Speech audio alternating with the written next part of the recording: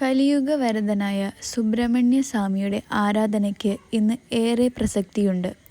കലിയുഗ ദോഷശാന്തി കൈവരുത്താൻ കുമാരസ്വാമി കനിയുമെന്നാണ് വിശ്വാസം.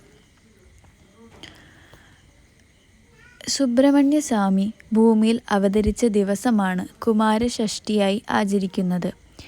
ഈ ദിവസം സവിശേഷമായ ഗുഹ പഞ്ചരത്ന സ്തോത്രം ജപിക്കുന്നത് ഏറെ ഫലപ്രദമാണ്. വിദ്യാർത്ഥികൾക്ക് പഠനത്തിൽ നേട്ടം കൈവരുക, സാമ്പത്തിക ലാഭം, ഗൃഹത്തിന് ഐശ്വര്യം എന്നിവയ്ക്ക് പഞ്ചരത്ന സ്തോത്രം ജപിക്കുന്നത് ഗുണം ചെയ്യും. മകയിരം, ചിത്തിര, അവിട്ടം നക്ഷത്രക്കാർക്കും ജാതകത്തിൽ മേടം, മിഥുനം, ചിങ്ങം, തുലാം, ധനു, കുംഭം എന്നീ രാശികളിൽ ചൊവ്വ നിൽക്കുന്നവർക്കും ഈ സ്തോത്ര ജപം അത്യുത്തമമാണ്. വിഷാദരോഗികൾ, പ്രായം കഴിഞ്ഞിട്ടും വിവാഹം നടക്കാത്തവർ, കടബാധ്യതയുള്ളവർ, മേടം, വൃശ്ചികം, ധനു, കർക്കിടകം ഇവ ജനന ലഗ്നമോ ജന്മരാശിയോ ആയിട്ടുള്ളവർ ഇവർക്കെല്ലാം ദോഷപരിഹാരം നൽകുന്നതാണ് ഗുഹ പഞ്ചരത്നം. കലിയുഗവരദനായ സുബ്രഹ്മണ്യസ്വാമിയുടെ ആരാധനയ്ക്ക് ഇന്ന് ഏറെ പ്രസക്തിയുണ്ട്.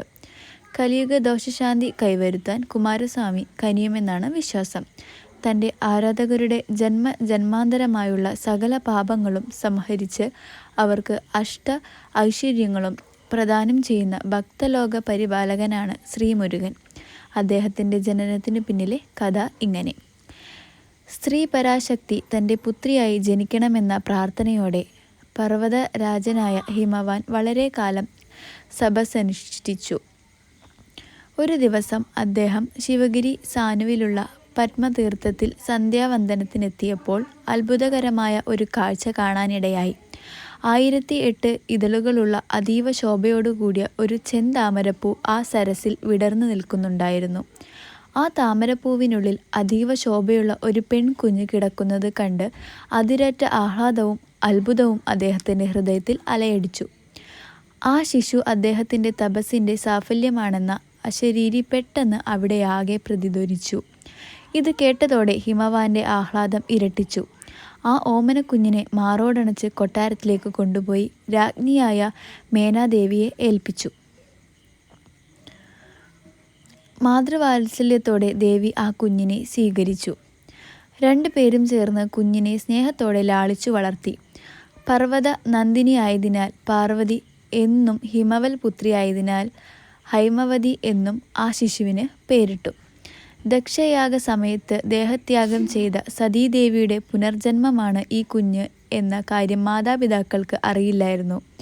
അതിനാൽ പുത്രിയുടെ ശിവാരാധന താൽപ്പര്യം ആദ്യമൊക്കെ അവർ എതിർക്കുകയുണ്ടായി. ക്രമേണ തങ്ങളുടെ ഓമന മകളുടെ ഇഷ്ടത്തിന് അവർ വഴങ്ങിക്കൊടുക്കാൻ തുടങ്ങി. അതോടെ ശ്രീ പാർവതി സദാശങ്കര ഭജനത്തിലും ആരാധനയിലും മുഴുകി. അതിനിടെ അസുരാധിപനായ ശൂരപത്മനും സഹോദരന്മാരായ സിംഹമുഖനും താരകനും ശ്രീ മഹാദേവനെ പ്രസാദിപ്പിച്ച് അദ്ദേഹത്തിന് ജനിക്കുന്ന കുമാരൻ മാത്രമേ തങ്ങളെ വധിക്കാവൂ എന്ന വരം നേടി. പിന്നീട് ദേവന്മാരെ പല വിധത്തിലും അവർ ഉപദ്രവിച്ചു. ദേവാംഗനങ്ങളെ ദാസികളും അഷ്ടദിക്ക് പാലകന്മാരെ തങ്ങളുടെ ആജ്ഞാനുവർത്തികളുമാക്കി. ഇതുകണ്ട് ദുഃഖിതനായ ഇന്ദ്രനും ദേവന്മാരും ബ്രഹ്മാവിനോട് സങ്കടമുണർത്തിച്ചു. ബ്രഹ്മാവ് അവരെയും കൂട്ടി വൈകുണ്ഠത്തിലെത്തി ശ്രീഹരിയോട് ശൂരപത്മാസുരൻ്റെ അതിക്രമങ്ങൾ വിവരിച്ചു കേൾപ്പിച്ചു. മഹാദേവൻ പാർവതീദേവിയെ വിവാഹം കഴിച്ചെങ്കിൽ മാത്രമേ ഈ പ്രശ്നത്തിന് പരിഹാരം കാണാനാവൂ എന്ന് ശ്രീഹരിക്ക് മനസ്സിലായി. ഈ സമയം മഹാദേവനെ ഭർത്താവായി ലഭിക്കാൻ ശ്രീ പാർവതി തപസ് അനുഷ്ഠിക്കുകയായിരുന്നു. എന്നാൽ മഹാദേവനാകട്ടെ പാർവതീദേവിയുടെ തപസ് ഗൗനിച്ചുമില്ല. അതുകൊണ്ട് തന്നെ മഹാദേവന്റെ മനസ്സ് മാറാൻ ഭഗവാൻ മഹാവിഷ്ണു കാമദേവനെ അദ്ദേഹത്തിൻ്റെ അടുത്തേക്ക് അയച്ചു. തപസ്സിൽ മുഴുകിയ മഹാദേവനെ ലക്ഷ്യമാക്കി കാമദേവൻ മലർശരങ്ങൾ തൊടുത്തു. മനസ്സിളകിയ മഹാദേവൻ കാരണക്കാരനായ കാമദേവനെ തൻ്റെ മൂന്നാം തൃക്കണ്ണ് തുറന്ന് ഭസ്മമാക്കി. പിന്നീട് തന്നെ ഭർത്താവായി ലഭിക്കാൻ തപസ്സനുഷ്ഠിക്കുന്ന ഗിരിനന്ദിനിയെ പരീക്ഷിക്കാൻ മഹാദേവൻ തീരുമാനിച്ചു. ദേവിയുടെ ഭക്തിയും നിഷ്ഠയും തിരിച്ചറിഞ്ഞ ശ്രീ പരമേശ്വരൻ പാർവതീ പരിണയത്തിന് തയ്യാറായി. അങ്ങനെ ബ്രഹ്മാവിൻ്റെയും മഹാവിഷ്ണുവിൻ്റെയും മുഖ്യ കാർമ്മികത്വത്തിൽ ശിവപാർവതി വിവാഹം മംഗളകരമായി നടന്നു. വിവാഹം കഴിഞ്ഞ് കാലം കടന്നു പോയിട്ടും കുമാരജനനം നടന്നില്ല. ഇതിൽ ദേവഗണങ്ങൾ അതീവ ദുഃഖിതരായി. അവരുടെ സങ്കട പരിഹാരത്തിനായി ബ്രഹ്മാവും വിഷ്ണുവും ദേവേന്ദ്രനും അഷ്ടദിക്ക് പരിപാലകരും വീണ്ടും കൈലാസത്തിലെത്തി ശ്രീ മഹാദേവനെ സ്തുതിച്ചു. ഇത് കേട്ട് മഹാദേവൻ തൻ്റെ ചുറ്റും അഗ്നി പടർത്താൻ തുടങ്ങി. പരമേശ്വരൻ്റെ 5 മുഖങ്ങൾക്കൊപ്പം 6ാമത്തെ ജ്യോതിർമുഖം കൂടി അപ്പോൾ ദൃശ്യമായി. ഈ 6 മുഖങ്ങളിലെയും നെറ്റി തടങ്ങളിലെ തൃക്കണ്ണിൽ നിന്ന് അഗ്നിഗോളങ്ങൾ രൂപപ്പെടാൻ തുടങ്ങി. ഇത് കണ്ട് അവിടെ എത്തിയ എല്ലാവരും പേടിച്ചു. അവർ ശ്രീ മഹാദേവനെ ഉച്ചത്തിൽ സ്തുതിക്കാൻ തുടങ്ങി. ഉടൻ തന്നെ ഭഗവാൻ എല്ലാവരെയും അഭയമുദ്ര കാട്ടി ആശ്വസിപ്പിച്ചു. പിന്നീട് ഒരു മന്ദഹാസത്തോടെ അഗ്നിദേവനെയും വായുദേവനെയും വിളിച്ച് 6 തൃക്കണ്ണുകളിൽ നിന്നും ഉത്ഭവിച്ച അഗ്നിഗോളങ്ങൾ ഗംഗയിൽ നിക്ഷേപിക്കാൻ കൽപ്പിച്ചു.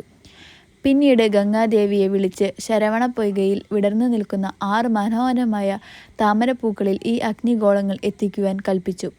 ഈ 6 ജ്യോതിർഗോളങ്ങളും അതിശോഭ പൂണ്ട 6 കുഞ്ഞുങ്ങളായി മാറി. വൈശാഖമാസത്തിലെ വിശാഖം നക്ഷത്രത്തിൽ ജനിച്ച ആ 6 കുഞ്ഞുങ്ങളെയും ശ്രീ പരമേശ്വരൻ്റെ കൽപ്പനയെ തുടർന്ന് 6 നക്ഷത്ര കന്യകമാർ ചേർന്ന് മാറോടണക്കി പാലൂട്ടി. ദേവന്മാരെല്ലാം ആ ശിശുക്കളെ ഓരോ പേര് ചൊല്ലി സ്തുതിച്ചു. വിശാഖം നക്ഷത്രത്തിൽ ജനിച്ചതിനാൽ വൈശാഖൻ എന്നും, വായു വഹിച്ചതിനാൽ വായുവാഹകൻ എന്നും, അഗ്നിയിൽ നിന്നും ജനിച്ചതിനാൽ ബാഹുലേയൻ എന്നും, ഗംഗ വഹിച്ചതിനാൽ ഗംഗേയൻ എന്നും, മഹാദേവൻ്റെ തൃക്കണ്ണിൽ നിന്നും സ്കലിച്ചതിനാൽ സ്കന്ദനെന്നും, കാർത്തിക നക്ഷത്ര കന്യകമാർ പാലൂട്ടി വളർത്തിയതിനാൽ കാർത്തികേയൻ എന്നും, ശരവണപ്പൊയ്കയിൽ പിറവിയെടുത്തതിനാൽ ശരവണഭവനെന്നും ദേവന്മാർ പിഞ്ചോമനകൾക്ക് പേര് നൽകി. കുട്ടികളെ കാണാൻ അവിടെ എത്തിയ പാർവതീദേവി കുമാര എന്ന് വിളിച്ച് മാതൃവാത്സ്യത്തോടെ 6 കുഞ്ഞുങ്ങളെയും ഒരേ സമയം വാരിയെടുത്ത് മുത്തം വെച്ചു.